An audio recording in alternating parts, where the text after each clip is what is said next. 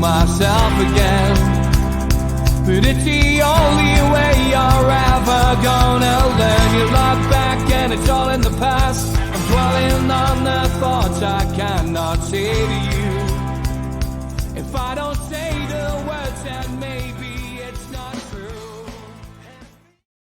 Hi, welcome to NUFC Matters with me, Steve Wraith. Well, you wanted it and you've got it. This is George's show and it's called Those Were the Days, where I sit and listen to George take us back in time to each season that he has been present as a Newcastle United fan. It must be a little bit of a buzz for you, George, that the public actually love your stories and want you to come on and talk about things. I can't deny it's a thrill, Steve, to be honest, because as you know from my contacts and your contacts with Neil, how much Newcastle United means in the family apart from anything else. So, yeah, it's a thrill to be able to do it and actually talk about Newcastle United. The Newcastle United I remember, that's the key to this, is that I don't mind people saying, well, that's not what I remember. Well, I'm not too sure I'm worried about that. This is what I remember. And deliberately picked the start in 1950 because 1950 was quite an important juncture for the club. We'd just got out the second division. We had a new manager called George Martin who was doing all sorts of things with the team, and he was convinced in 1950 that we had a team that would win something, and he was talking about winning not just a cup but a league as well, and you know, he wasn't wrong. I mean, 1950 did like that, happened to be like that. But he cleared up a mess when he came from Luton. He'd done a lot of good things with Luton before he came to Newcastle. But when he arrived, we were in a real mess. We had 42 professional players for 11 places in the first team and 11 places in a reserve team. So all the rest used to kick their heels. So needless to say, there was a lot of discontent. He dealt with 17 transfer requests the first year he came. So he had all sorts of problems to deal with. And some of it was historically down to Seymour. We were so successful, for example, in the second division, where average gates were over 50 and approaching 60,000. So in those days, gate money was everything. You know, the gate money was what financed the club, and we were rich. And so every time Seymour had some money left over, he bought another player. So that's how we ended up with 42 players. The last one being a lad that came from Cardiff called Colin Gibson, reputed to be, he's going to be the greatest winger of all time. And Arsenal, Man U, all the big teams were bidding for him. And Seymour sat back, and every time they bid, Seymour added 500 quid. And he ended up getting Colin Gibson. But poor Colin Gibson came into a team where he wasn't sure he was ever going to get a game. There were so many professionals. I mean, at centre forward, for example, we had Albert Stubbins, Roy Bentley, Charlie Wayman, Jackie Milburn, you know, like that, all waiting to play centre forward. Well, Jackie Milburn could play on the right wing as well, but it was just a mess. And George Martin cleared up that mess slowly but surely, got rid of people like Shackleton and others, which didn't go down very well because he was a bit of a hero, especially as he sold him to our near rivals. But by 1950, he had what he thought was a team that was capable of winning something. And sure enough, at the end of the year, we realised it was right. But with all that going on in the background, and it also it reminds me that we support a team that's never quiet. It's being a Newcastle supporter is never dull. There's always something happening on the field, off the field, or both, or on the terraces. It's a club which seems to attract a lot of interest all the time, which is fascinating for supporters and people like me who've been around quite a long time. So 1950, as I say, was why I started then. And just to add to what Martin's feelings were about the team, they won the first 11 games in the season. Actually, can we put the pictures of Martin on? I've got the first two pictures, Steve. So are we going with the first two pictures that we Yes. have in order? Yes. There's George Martin with the talking tactics on the running track round St James's Park. Now, the first thing you notice is the only person that's not in a tracksuit's the bloody manager. He's in his suit. He looks like he's off to the office, which he was, and that was him. There's a team photo next, Steve. Just out of interest, because obviously my knowledge, of this era is not. I would say it's pretty sketchy. Nowhere near as good as yours. Is that Joe Harvey and a young Bobby Cowell there? It is Joe Harvey, Bobby Cowell, Jack Fairbrother. Jack Fairbrother. Yeah, and the skinny one is Toby Walker. And the blonde one, I'm not sure who the blonde one is. No, I'm not sure who the blonde one is myself. Wow. But yes, they're all players of the era. But you can see he's in his suit. He's not in a tracksuit. You know, I've scoured all over to try and find a picture of him in his tracksuit. The only picture I can find of him in any football togs was when he played for Dumbarton in the Scottish League years and years and years before that. But nothing when he was the manager, not even at Luton. And the second picture is a team photo. And there he is in the middle. He's still got his bloody suit on. He's not, he's the manager, and he's not even dressed like we'd expect a manager to look like. And there he is, right in the middle. And that's what he was like. He was a very suave, dapper guy, very, very well spoken. And of course, the story I've told on other parts of your channel is the time when the director's loading him out to the Theatre Royal so he could sing the lead in an opera. I mean, Rutherford and Lee discovered he was a fantastic singer. And the Theatre Royal had Caballero Rusticano on at the time. And they went down and persuaded the manager and the musical director of the Theatre Royal to let George Martin have a go at singing the lead in an opera. And when they heard him, they signed him up for 2 weeks and give their lead singer 2 weeks off. And George Martin did it. I mean, could you imagine Amanda going down to see Eddie and saying, "Oh, by the way, Eddie, we've got you booked up at the Tyne Theatre for a couple of weeks"? I mean, it's just unbelievable that this man could do that. But that's how good he was. But it also gives an indication of what he was like as a person, the way he dressed and all the rest of it. I mean, most of the other managers of that era would be wearing one of these old baggy tracksuits, not sitting with their best suit on and a top coat. I think there's another photo, I haven't got it on here, of him sitting in the middle of the team, and he's even got a Homburg hat on, which is incredible. But that's Newcastle United. It's just what we were like and what he was like. Now we set off on that season, and as I say, we won the first 11 games. It was unbelievable. People couldn't believe. I mean, we were top of the league right through September into October, and it looked like we were going to walk it. But then suddenly the wheels come off. There was a bit of kerfuffle in the club. Martin left within a few days. I mean, there was a rumour he was going, and within a couple of days he'd gone to Aston Villa. And it turned out what was happening behind the scenes was he was negotiating his own contract with Villa while he was still managing us. He actually was doing the dirty on us, behind our back, and negotiating his own contract with Villa. And of course, once the Newcastle directors got wind of that, he was gone. He was dead. I'm told. I don't know this. I got this from me elder uncles who were close to the club, and they say that the minute they found out that was going on, the directors cleared his office and put all his stuff in an old kit bag and put it outside the office door, locked the office and make sure he couldn't get in.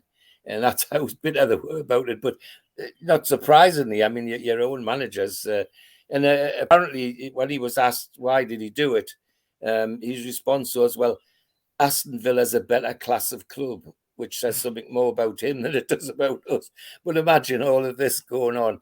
I think if something like that was to happen today, there'd be riots in the car park. I mean, it would be just unbelievable. So he disappeared, and Stan Seymour then stepped in, and I think the next photographs are of Stan Seymour. That's Stan as a player back in the 1920s. That's him as the first time he was the manager. And then, of course, when he retired, he put his money where his mouth is, and he bought shares and became a director. And that's Stan as a director. What I find interesting about Stan Seymour is he won championships. He won the FA Cup, Charity Shield, played for years. Very, very classy, very speedy left winger who scored goals. And then devoted the rest of his life to Newcastle United as both manager and as a director. And yet, when I hear people talking about naming the new stand after people are putting plaques on walls or this sort of thing, I never ever hear anybody saying, well, what about Stan Seymour? And yet, if you look at what he did, it was tremendous what that man, much of his life he gave to Newcastle United. And I don't think he got appreciated for it in a way in which other people have. I have a view about that, which I'll share with you because I can. The poor man's not here to defend himself, unfortunately. But whereas the other people like Joe Harvey, Kevin Keegan, and names like that, Jackie Milburn, you talk to people about them, and one of the first things that says, yes, he was a star, and that includes Shearer in this as well, but he's a nice guy. He's a nice fella. Well, poor Stan didn't suffer fools gladly. And so the last thing that people would say was he was a nice guy. Because, I mean, the little lad to deal with him, and some of the things I got us involved in and seen him in action, being a nice guy wasn't the thing you were going to say about him, sadly. But what a servant of the club! How many years he gave to the club in all aspects, and amazing. Actually, there's a side story I can tell you. While I was a youngster working in the university, much later on, of course, my old professor called me into his office and he said, we're getting a new office girl in the front office, George. I said, so? He says, well, I don't want to see you up here more times than enough. And I looked at him, I said, why me? He says, well, she's Stan Seymour's granddaughter, and I know how you think about Newcastle United, so stay away. God, my reputation's going before us. And sure enough, Carol Seymour came. Canny lass, but she didn't stay very long. She was too good for our office. At least it wasn't a reputation as a Casanova. It was just somebody who would be tapping her for information on Newcastle, right. George. On Newcastle United. Well, and of course the boss knew I was playing for Newcastle then as well, you see. So there was a direct connection. Brilliant. So yeah, I mean, there's a guy's devoted his life, and yet when I see people saying, oh, we'll call this stand this, we'll have a plaque for that, we'll have a plaque for that, nobody seems to ever mention poor Stan Seymour, but never mind. The next picture, I'll move on a little bit, is the picture of the ground, is an aerial picture of the ground. Now that's St James's at about the right time. And the first thing you should notice is look at the bare diamond in the middle of the pitch where there's no bloody grass at all. Just in the corners, you know, it's just a bed of clay and sand as it is there. And I can assure you, as having played on it when it was like that, that's exactly what it was like. And when it was really wet, you were ankle deep in mud in some parts of it. But the other reason I wanted to show you that is that George Martin's other theories about winning things is he felt if you got to Wembley, he apparently told people he'd noticed that the teams that don't do very well early on in the cup final are teams that have a smaller pitch than Wembley. Wembley has one of the biggest surfaces in football. The length and breadth of Wembley are at the maximum size that you can have in football. Now, that apparently upsets some teams because they suddenly find themselves where on the home pitch, they're quite near to one another. On Wembley, they're miles apart. They seem to be miles apart, and it upsets their rhythm and all that sort of thing. And Martin had worked this out, and he insisted that the groundsman at St James's would mark out the pitch that you're looking at there in exactly the same measurements as Wembley. And it was, and I gather it was like that until I don't know when. In fact, it could still be the same. I've never checked it, but and that was always given as one of the reasons why we always performed well at Wembley, because we felt at home the pitch was the right size, etc. But that was George Martin's idea, and you know, he was determined that we were going to do well that season. And as I say, we went on to start the season with 11 straight wins. 11 straight wins. In fact, out of the first 16 games, we only lost, I think it's, I've got it here somewhere. I think we only lost one. Yeah, we only lost one game in 16. So right throughout August, September, and October, we were top of the league, and it looked like we were going to run away with it. But sadly, the wheels came off when Martin left. We got a hammering at Spurs, 7-0, which really knocked the shine off things, and it just seemed to be suddenly falling apart. What's the next photo I've got, Steve? I can't remember where it is. All right, okay, yeah. This is a pre-season photo. This is an older one because that's a strip from when I was playing. That's the early 60s, not 50s. Right. But what it is it's the whites versus the stripes, and the whites is the reserves, and the stripes is the first team. And that's the practice games we used to get. We didn't used to play friendlies like we do now. They used to play at least two games like that. You get the whites versus the stripes, which is reserves versus the first team. And then the next game would be possibles versus probables, mixed up with the teams again.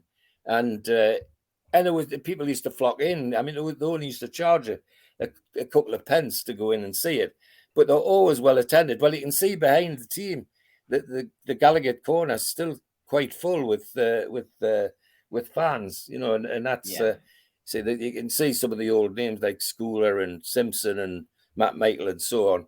And on the whites, I can recognise Alec Tate and Bobby Mitchell on the end of the whites, and Brian Harvey, the goalkeeper, Bob Stoko. But they were all, as I say, that's what we used to get from the 1950s onwards as practice matches or before the season started.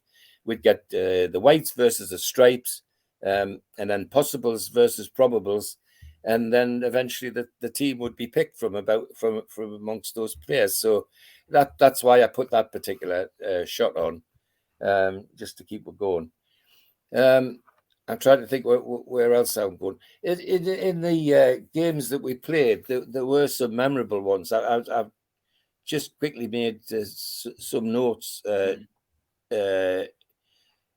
of the games were most of the games, and a lot of these I was actually at because of my age at the time.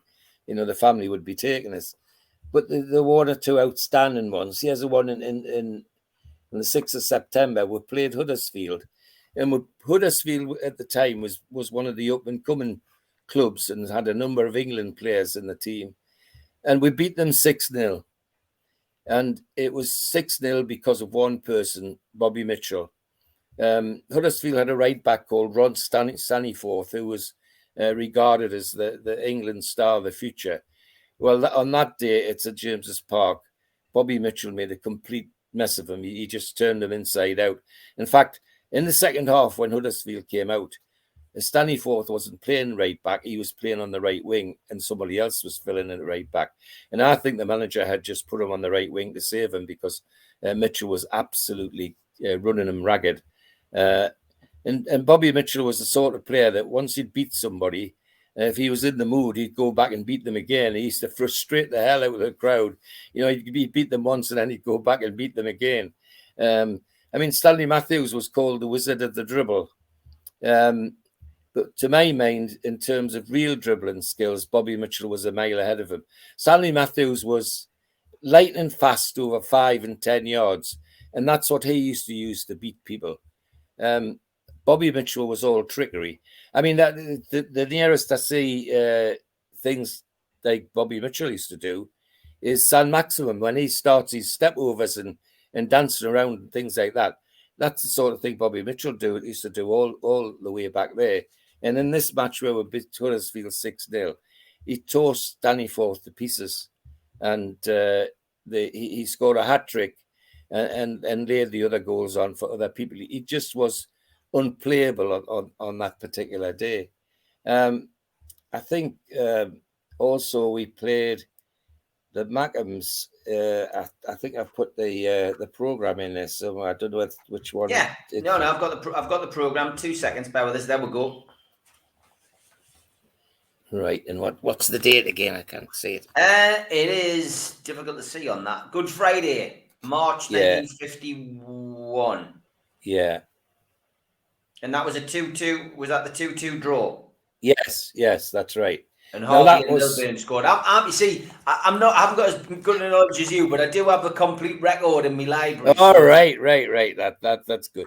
Yeah, and the 2 reasons for putting that in is that it was an interesting game, but also an enjoyable game. But it was one of the rare games where Joe Harvey actually scored. He didn't score a lot, but some of his goals were quite important. He never got the credit for being an attacking midfielder in the way they use these days. But he was quite a clever player, Joe Harvey. But that one he scored, and I think because he scored against Sunderland, he enjoyed it particularly well. I'm trying to pick up other interesting games which I remember and I enjoyed. Arsenal. There's a lot. I mean, like looking at the teams, in the league that year, a lot of familiar names. You got Stoke, West Brom, Everton, Portsmouth, Huddersfield, Chelsea, Sheffield Wednesday, Aston Villa, Bolton Wanderers, of course, and Blackpool, who were in the pomp in those days. But it did surprise me to see like Burnley in there. I always, I never felt that Burnley were in and around the top at that time, but they were in the league. And I mean. Yeah, can you imagine how people like Blackpool, Bolton, Portsmouth, Derby, Stoke, Charlton, Huddersfield might come back, and Sheffield Wednesday, how they must feel after years of being up there in the First Division or what would now be the Premiership, and that hardly exists now. I mean, Derby County must be distraught at what's happened to them at the moment. I just can't imagine. Martin was sure that we would win something, and had we kept going the way we were, it was possible that we would win the title. But unfortunately, as I say, the 7-0 thrashing at Spurs seemed to knock the wheels off, and partly down to what was happening off the pitch as well as on the pitch. But nonetheless, even though that happened, we still ended up 4th in the league that year, which Tottenham won as it happens. The top 4 was Tottenham, Manchester United, Blackpool, who were a point ahead of us, and Newcastle United. And that was that. As I say, when I say those old names and see what's happened to them, you can't help think that. How those fans must feel, particularly places like Derby and Bolton. And there were great teams and proper football teams, and they just seem to have to disappear. Obviously, the big names are in the team there. We've got Milburn, we've got Harvey. This is the beginning of this wonderful cup era. The names that also stand out for me after recent news items is the Robledo brothers. Yes, I mean. that's when they signed. That's their mum who sort of acted as their agent. It's reputed, and I only again have to say I got this from the Chicken Road Academy lads, who said that when they signed, they told that was the last signing George Martin made for us actually, from Barnsley, and I think it was £27,000 they paid for the pair of them.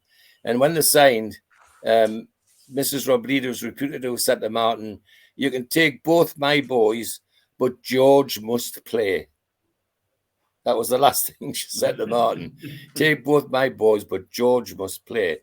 Ted was younger and had just finished a career in the Merchant Navy. He was a merchant seaman by profession, but it also was a tidy footballer and picked up at Barnsley, and we got them. I think the next few photos are about the Robledos as well. That's him with his wife with the cup. Which is again, now that's an unusual one. There aren't many pictures of the two brothers together, and that's them side by side, and that's his daughter at the house where they used to live when they put the blue plaque on the house, which is great. I think that was wonderful, and it was nice to see representatives of the club now attending that ceremony. And Bob Monkler was there to mention just one, but others were there as well. So that was nice to that they all remembered that sort of thing. You mentioned we did well in the league, finishing fourth, not quite as well as George had predicted at the start of the season, but we did have an FA Cup run, George. Well, it was a cup run. I've made one or two notes on that as well. The third round was on the 6th of January, and we played Bury at home. And there's a name to conjure with. You say there's another team that doesn't exist now, sadly. 4-1 we beat Bury, and it was as straightforward as the score suggests. Although a bit of panic at the beginning because Bury scored first. But I think it was Robledo, Milburn, and Mitchell shared the goals. And then on the 27th of January, on the fourth round, we played Bolton at home and won 3-2. Now that was a close game and a good game because Bolton had a cup history as same as we had, and it was a fascinating game with Bolton playing a young centre forward called Lofthouse, who eventually became the star man, but he was just getting into the swing of things then. And but we beat them 3-2, and again it was goals shared across the line. It was I think Tommy Walker scored one of them, and little Ernie Taylor scored one, and I think Jackie Milburn scored the third. And then on the 10th of February, the fifth round came, and we played Stoke at home. And Stoke were always a good footballing team, and we beat them 4-2. Hard work because at half time I think we were 2-1 down, but the lads came back in the second half and seen through the day. And again, it was the usual characters that were scoring the goals.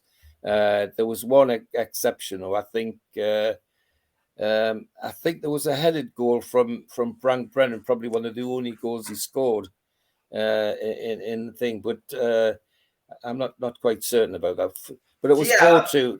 Yeah, it was 4-2. Milburn, Mitchell, and George Robledo got the goals against Stoke City. Yeah, right. So the usual characters were banging the goals in. And then we moved off to the 24th of February for the quarter final, sixth round as we call it. And we played Bristol Rovers from the third division. Now, I can remember going to this match with the family and my two uncles and my grandfather. My dad happened to be home on leave from the RAF, so he was there as well. And it was going to be a regulation win, wasn't it? I mean, Newcastle United against the third division team. We're going to this is going to be straightforward. Well, there's nothing straightforward about it. Typical Newcastle United, the Bristol Rovers played their socks off because it was us, and got a 0-0 draw. It was a hard-fought 0-0 draw.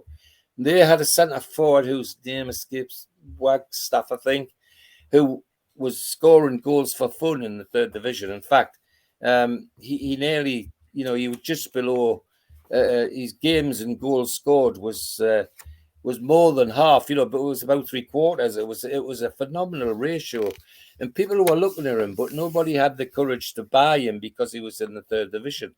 In fact, 1 or 2 people were recommending him for England, but again, because he was in the 3rd division, he didn't get a look in.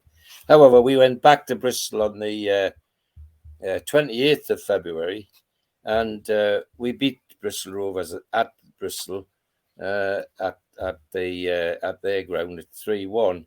The gas, as they call them, because they're 2 big gasometers around the old ground there, and that was that replay produced Bristol's record crowd. They had never had a bigger crowd, and that crowd still, I gather, is still the record at Bristol Rovers. It hasn't been beaten, but of course they've now moved to a new ground altogether. And it was 30,724. That's right. Well, they'd never had anything like that at a match at Bristol. At one stage, there was a greyhound track round the ground, and at one stage, people were spilling over onto the greyhound track. It was so full. Who's Taylor? Who's the scorer at Taylor, George? Because Crow and Milburn scored a goal each. That's right. And Taylor. That's Ernie Taylor. Ernie Taylor. What you would call a midfielder, what I call an inside right. He's a attacking midfielder. I had a conversation about Ernie Taylor the other night with Steve Hasty. Steve thought he was the Taylor that was the Busby Babe. Well, that Taylor was Tommy Taylor, who was a centre forward and played for England, but was sadly killed at Munich. The irony to that is that when the Manchester United came back from Munich and were short of players, one of the first older professionals to go on voluntary services was our Ernie Taylor. He wasn't with us then; he was with Blackpool, but he went and offered his services to Manchester United to help them when they didn't have enough players. And in fact, he guided them to a final while he was there. Now, Ernie Taylor was the smallest player in the 1st division in football, 5'4". I mean, we've had some small players. We've had Tony Green, Peter Beardsley isn't a giant, people like that. But 5'4" really is tiny. But what he made up for in stature, he had speed. His skill on the ball was phenomenal. He made all sorts of very clever passes and trickery stuff. And as you discovered in this game, he could slot in with the odd goal as well. In fact, I've seen 1 or 2 goals from Ernie from outside the penalty area, and the immediate reaction is when it hits the back and is, where the devil did he get that power from? He's not big enough, he's not big enough to burst a bag, never mind burst a goal. He helped to put paid to Bristol Rovers. So that got us through to the semi-final. In the semi-final, we played Wolves, and the first game was 0-0, a very turgid 0-0, so I'm told by my family. And that was at Hillsborough. Hillsborough, that's right, at a neutral ground. Well, because in those days the neutral grounds were Hillsborough and Villa Park, weren't they? That they were the traditional semi-final pitches, which used to be traditional. 62,250 at Hillsborough.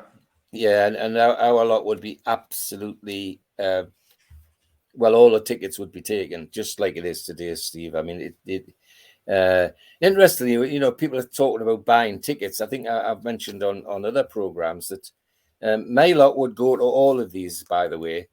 And their way of getting there and getting tickets was to persuade a local bus proprietor, Alfie Hollins, they called him. He had a couple of buses. And Granny used to help clean the buses, so they had a foot in the door. They used to go and see Alfie and say, "We want to go to the match. How about it, Alfie?" And what used to happen was Alfie used to go to St James's Park and prove his bona fides that he was a bona fide company coach owner, and they used to give him enough tickets to fill his bus.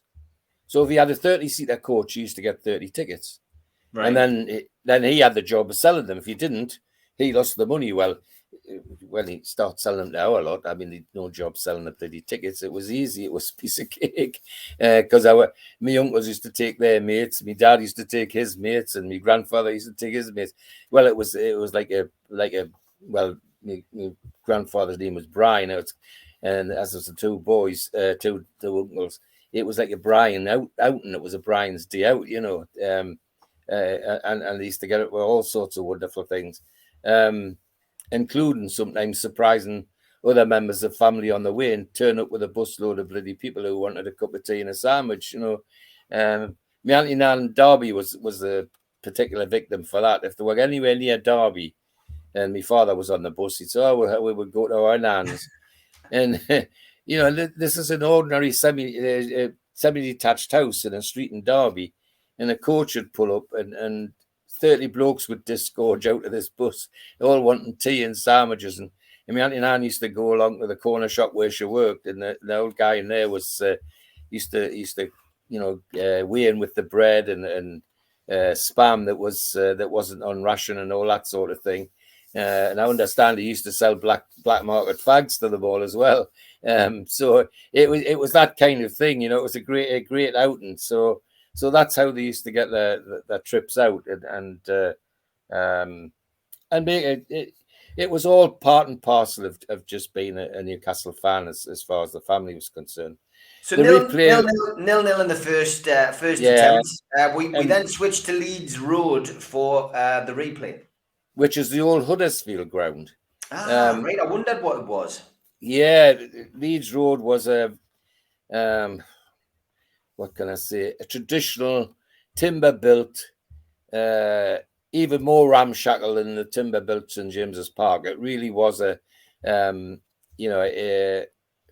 Fred Shed sort of place. It was made of wood. It was timber, and it was falling to bits. And it was no surprise to me when eventually they abandoned Leeds Road. What disappoints me is that that patch of ground now just stands derelict. There's nothing on it, never mind no football ground.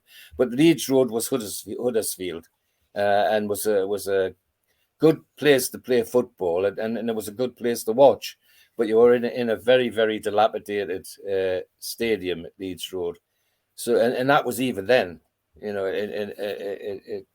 So as the time wore on, it was no surprise to me when they finally decided that they needed something different, and we won the replay 2-1, and it was a much better game. Is the first thing I can say. Is that I can remember my uncles and my father and my grandfather all talking about how much better a game it was. I haven't got the scorers. You might have the scorers. Goal scorers in that game were familiar names again: Milburn and Mitchell, and 47,349 was the attendance. So slightly less Newcastle fans will have got an opportunity to see them get through to the final. Well, that's right, but I suspect that if the somebody counted the fans, you'd probably find there was more Newcastle fans than Wolves fans there, because it's so easy to get to Leeds Road. It wouldn't put any of them off. And then that, of course, took us to the final. Now, between the semi-final and the final, Newcastle United lost 6 games. 6 games. And it would have, if they'd only won a couple of those, 2 or 3 of those, instead of losing them all, they would have had a shout for the title. But things off the pitch were going awry, as well as on the pitch. I mean, some of the off the pitch stuff that I'm aware of and remember is that there was the club weren't prepared, for example, for the final, to make souvenirs for the players to sell, whereas Blackpool were coining out all sorts of things, pictures and what have you. And Newcastle United point blank refused to do anything with our players. And Frank Brennan, who was the entrepreneur of the group, he tried hard to get souvenirs done. So much so, he went to a photographer in Bedlington, and the photographer took pictures of all the players, but he took them of the players all in lounge suits, not in their strips, like film star pictures, not football pictures, and got the players to sign them. And unfortunately, while he was in the middle of producing all of these, he got a letter from the club solicitor saying, "Hey, those images belong to us, and don't you dare try and sell them." What a difference it would be today if somebody tried to do that now, try to say to a player, "We own your image." Wow, there'd be some sort of legal action then. But this poor little photographer in Bedlington just caved in, and I gather was quite a lot of the pictures produced. I've not actually seen any other than on the computer. I found one or two displayed, but that's the kind that was the things that was happening off the pitch as well as on. The other things that were happening is that the players, naturally enough, were wanting tickets for their families and their wives, and the Newcastle United gave the players' wives tickets free, but they give them standing tickets in the bloody crowd, not in the seats. The players' wives were going to be standing in the crowd amongst all the throng of the supporters. It's just unbelievable. I can imagine the sort of upset that caused, and I suspect that had a lot to do with the fact that they were losing these matches. There was so much happening off the pitch that upset them that their minds were in a different place, because they were just dreadful to that end towards the end of the season when it was cup final time. I'm trying to think what other pictures I've got now, Steve.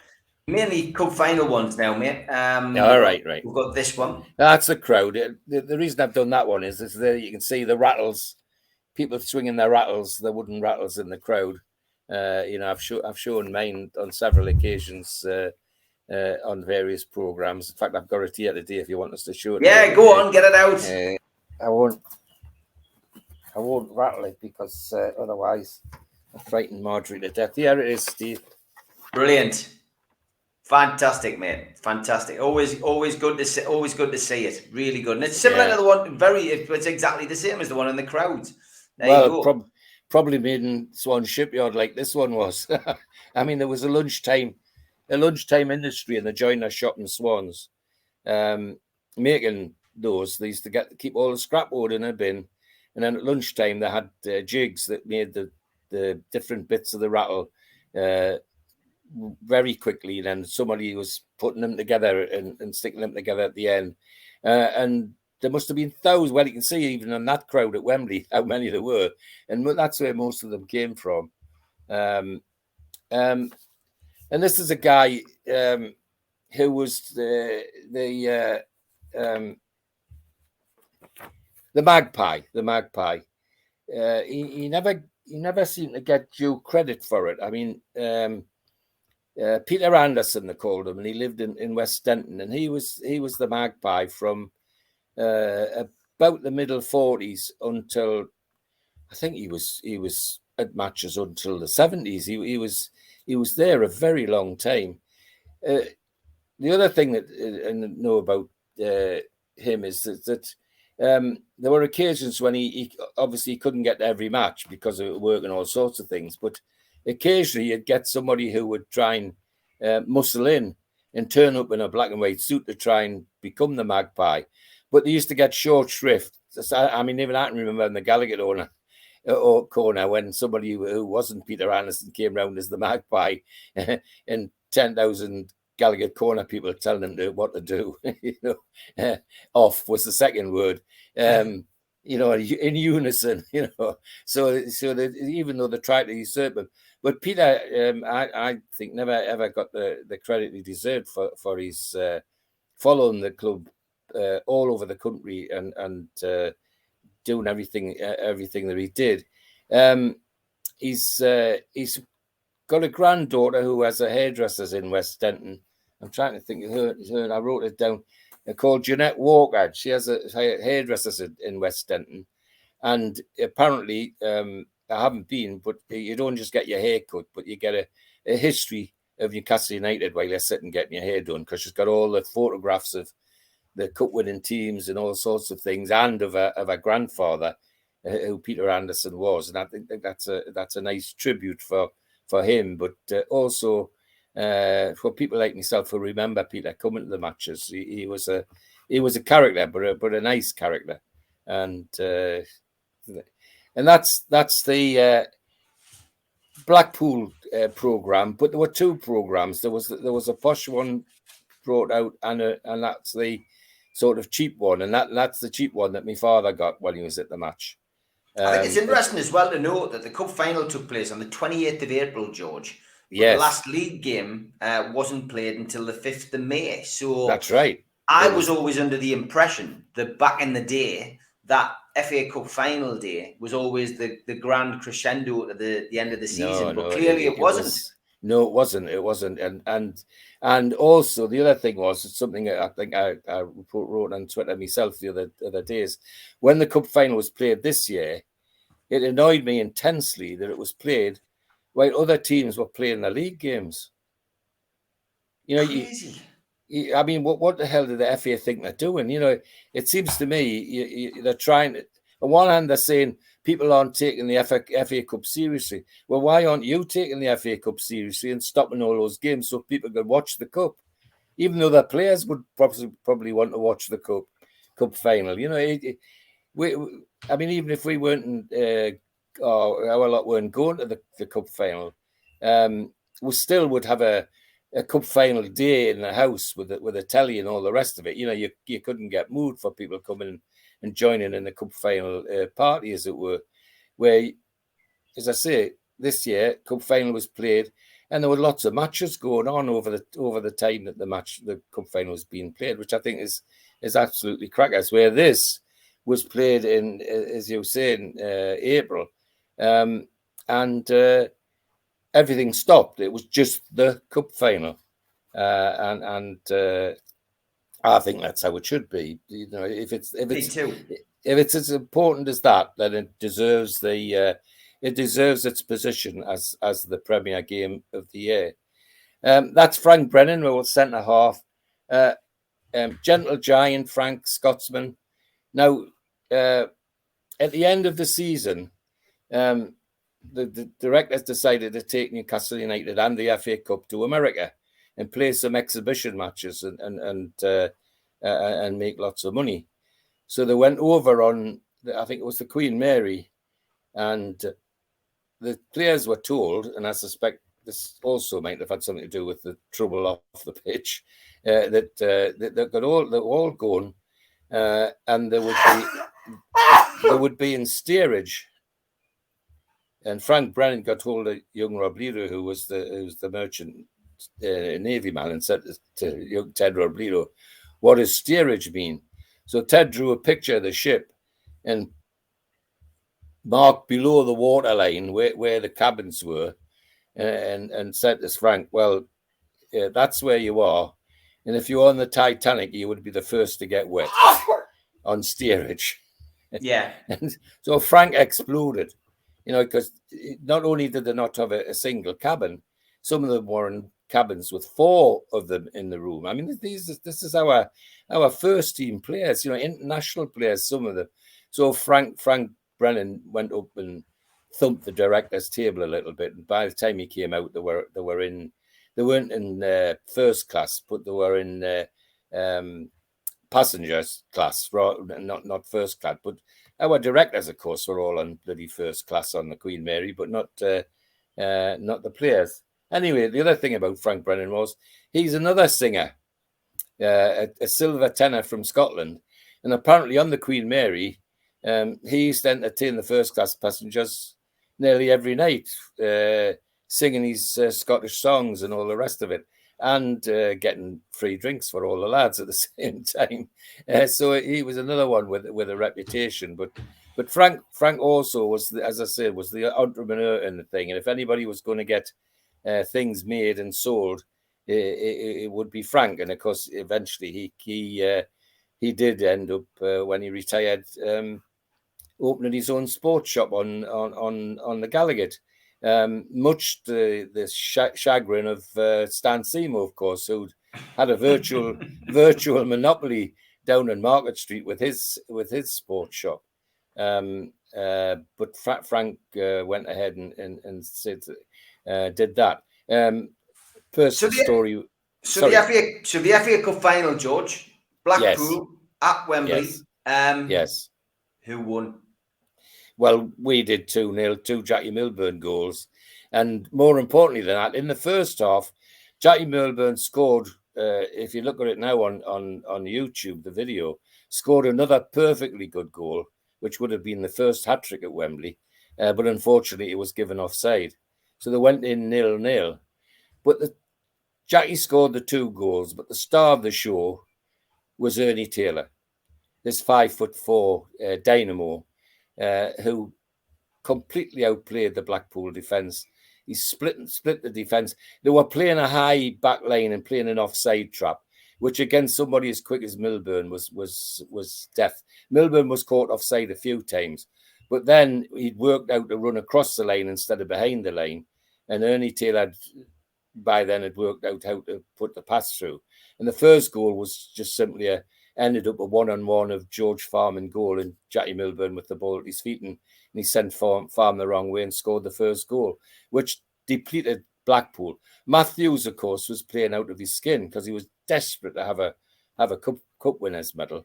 But he gave Corbett the run around the first half. But by the second half, Corbett had sorted himself out and made things that little bit easier for the Newcastle defence. But Matthews was playing out of his skin. The second goal was Jackie's and was a corker from about 30 yards. Ernie Taylor dribbles the ball up to the penalty area and then it stops and backheels the ball into the path of Milburn, who on the volley, without breaking his step, lashed the ball past Farm into the top corner. So that was the 2-0 and was fantastic. 100,000 there as well. Yes, of course. Well, important for me, of course, is that in that 200,000 was my father, who had got a ticket to go to the final.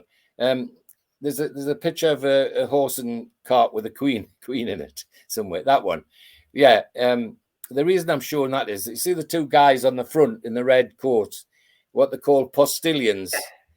Well, the manager of my dad's engineering shop at the Slipway knew my dad was a Newcastle fanatic, and as he was, and he'd said to my dad, Harry, my dad's name was really John, but Harry, everybody knew him as Harry. Harry, I can get you a ticket if you're interested. And my dad said, I haven't got the money for the bus or the train. I'd have to set off early, and so the manager said to him, well, look, take half a day and I'll turn a blind eye to half a day, bro. Mind, I cannot do any other because if you take more than that, I'll have to sack you. So my dad says, well, go on and get us a ticket. How are you going to get it? He says, well, my son is a postilion rider at Buckingham Palace. In other words, he's one of them with the red coats on there. Now, he's a member of the Royal Protection Group. He was in the SES, and when he came out the SES, he joined the Royal Protection Group. And because he liked horses, they trained him to be a postilion. So underneath those red coats, either one or both of those 2 guys will have guns. They'll have a pistol. And Tommy Wright used to say to me, Dad, he says, well, if anything happens and there's a gun goes off, it'll probably be my son that's shooting it because he's got one all the time when he's riding like that. So my dad says, well, how do you get all the tickets? He says, Harry, in Buckingham Palace, if they want a ticket for the cup final, they get a ticket for the cup final. He said, I get as many as I want, man. So that's how my dad got his cup final ticket, and it was a top ticket as well. It was a good ticket. He wasn't just standing in with the crowd. He had a good seat, and it was great. So he set off on the Friday lunchtime with his old knapsack from the RAF with these sandwiches and the rattle I've just showed you. That was in the bag, and the rosette my mother made for him, and off he went to hitchhike to Wembley, and he got to Wembley about 11 o'clock in the morning, and was able to soak up the atmosphere, as it were, before he went in to watch the game, and then he had the problem, of course, of coming home after the game, and he just thought it, started thumbing, and he got as far as a lift as far as a motorway station. I don't know which one it was in those days, and lo and behold, there was a bus there from Ferry Hill. So he went in and he asked for the driver, and Bidart said the driver, any chance of a lift, mate? And the bloke says, well, we're going to Ferry Hill. I'll take you as far as Durham. And his dad heaved a great sigh of relief because he knew he was well on his way home if he got as far as Durham. So what an adventure, and what a memory for all of us as well. You're showing the pictures there, Steve. We can go through them now if you like. I mean, packed streets on the return. Is that Central? Is that Central Station or near Central Station? Yes, it was when they come out and through the portico and down in front of the Central Station. Yeah, I mean that's amazing. It's a colour photo as well, which is wonderful. It is, which is great. Yeah, and that's the team on the top there with a cup. Yes. Yeah, there was a United bus, and they used to build a platform inside for them to stand on, so they could get through the roof. Hopefully, days like that are coming back. And this one is a wonderful shot, which I've actually got a hard copy of this. All right, which has been passed down through my family over the years. Well, what a wonderful souvenir.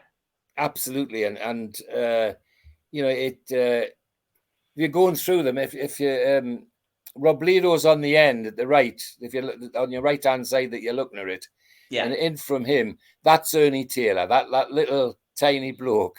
That's Ernie Taylor, who was, as I say, was a star player. The cup final didn't end there for Ernie Taylor, because when Blackpool went back into the dressing room, apparently, Stanley Matthews got hold of the manager and the director and said, I want him next to me next season. Ernie Taylor. That's who I want to be inside right, to be on the right wing. And you can check the records, but about a month later, we sold Ernie Taylor to Blackpool for £25,000. And the next season, that's exactly what he was. He was inside right to Stanley Matthews at Blackpool, and he became inside right to Stanley Matthews in the England team as well. So what a change from being in the winning side of the cup final to being picked up by the losing side later on. But stories like that, you just I'll not tell a penny. This is unusual. But I gather at Blackpool, if Matthews said I want, everybody jumped and give him what he wanted, and he decided he wanted Ernie Taylor to be his inside right to feed him the ball all the time, and that's exactly what they did. And as I say, we got $25,000 for Ernie Taylor. So any other pictures there, Steve? Really just got these last couple. One is of the strip, I presume. Yeah, that's the strip, but it's the cup final strip. And why do I say that? Because it's got the City crest on the chest. The only time we wore a badge was when we played an important game like a cup final or a charity shield or something like that. Otherwise, we'd never wore a badge. And it was like that until the cup final in 74, did we go? Yes. And apparently what happened was they were going to put the City crest on the badge, on the shirt as usual. They got a letter from the City Council, who were still miffed about the World Cup shenanigans in 66, because they wanted a director on the board in exchange for rebuilding St James's Park, and they just wouldn't. Newcastle United directors wouldn't have that. So they wrote to them and said, "Look, we notice you're wearing the City crest, but you haven't got permission to do that." So you could have got a letter back from Newcastle United saying, "Well, stick your city crest up your jumper. We'll just invent a badge of our own." You know, I mean, that's the sort of weird relationships we've had with people like the local council and all the rest of it, especially after the debacle of the '66 World Cup rebuild. And the last photo we've got is this one. Well, obviously the stripes, and the second strip is exactly that. The second strip, if we couldn't use our black and whites, we used to wear a white shirt. But my memory is that it was a white shirt with a black collar. That hasn't got a black collar on, but my memory is that it was always a white shirt with a black collar, and that was what they used to wear in those days. And the average attendance, 46,670. Yeah. Although the official record in this book has it down as 47,693. Average away attendance for games, 39,359. Newcastle, of course, finished the season, as you mentioned, in fourth position in the league. Played 42, won 18, drew 13, lost 11, scored 53, and conceded 49. Yeah. And in the FA Cup, played 8, won 6, drawn 2, lost none, scored 18, and conceded 7. And the star performers, I mean, two of the stats that jumped out to me in that season, I mean, Jet, of course, Jackie Milburn, 25 goals. George Robledo, 17, George. And then Mitchell on 10. Taylor, who, of course, is a name, as I said, as a younger supporter, often goes unnoticed and unrecognised. Yeah. Pitched in with 10 goals that season.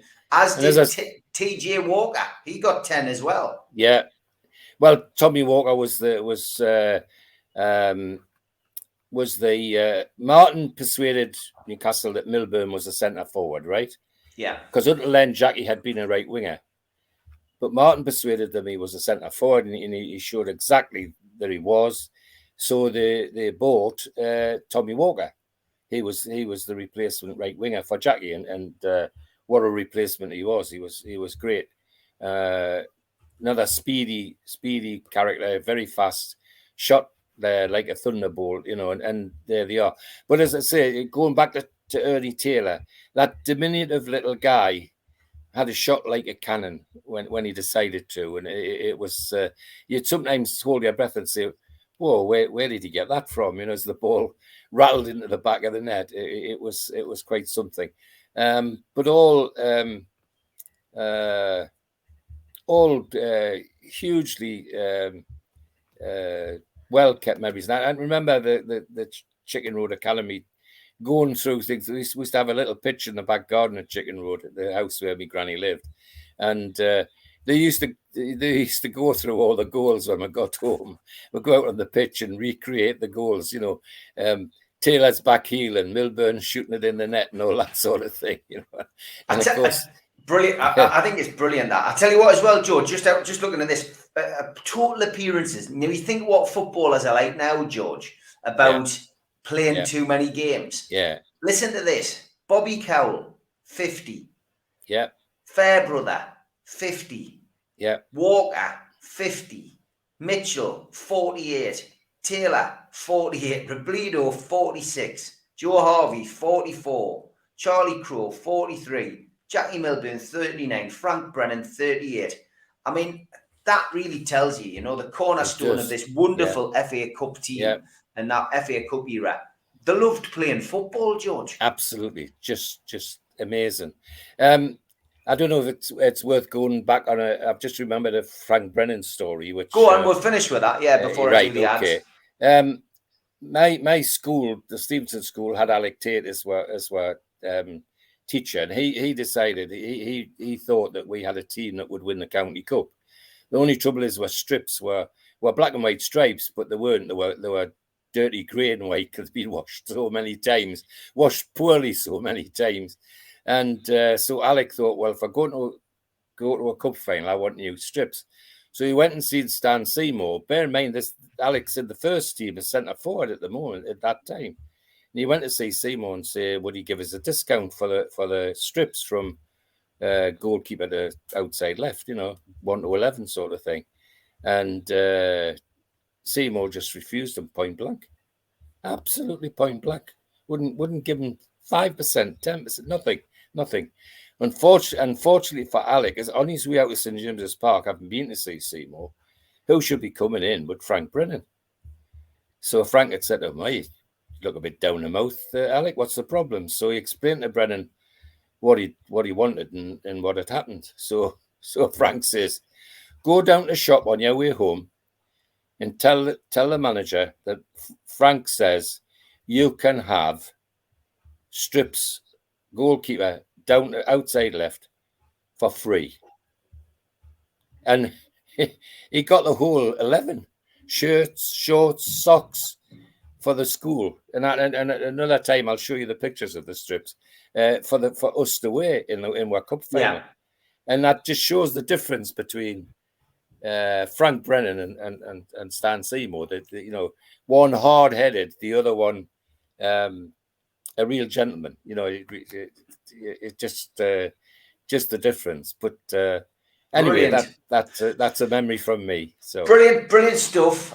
Brilliant memories. Great way to start. I'm really looking forward to this series, and I'm sure the viewers are too. Big thank you to our sponsor, Spider Miner, worldwide coverage from Gareth, Nathan, and the boys. The only cryptocurrency miner that can mine 5 different cryptocurrencies at the same time, whilst using virtually no energy, and it's VPN protected. Buy yours now at www.miner.spidervpn.org. Thanks as well to Scott and the lads at skipsandbins.com. Telephone 0800 25 45 25 3. Email inquiries at skipsandbins.com. Website www.skipsandbins.com. Easy, contract free, and pay as you go waste collection. Thanks to L&G Family Funeral Directors 01913897245. And the Garden of Healing Dispensary, CBD, hemp, and cannabinoid specialists, www.theguhd.com. Thanks to qtechshop.co.uk, the makers of pool tables and snooker tables in Wolves and Newcastle, and the guys who run our website, NUFCmatters.com, and to Cleekai. Meet the new Game Over screen, drop into a Clearrun device near you, available on Apple Store, Google Play, and clearrun.game. Thanks to Neil at Media Arts for video help. And if you want to subscribe, hit the Newcastle Legends logo in the bottom right corner.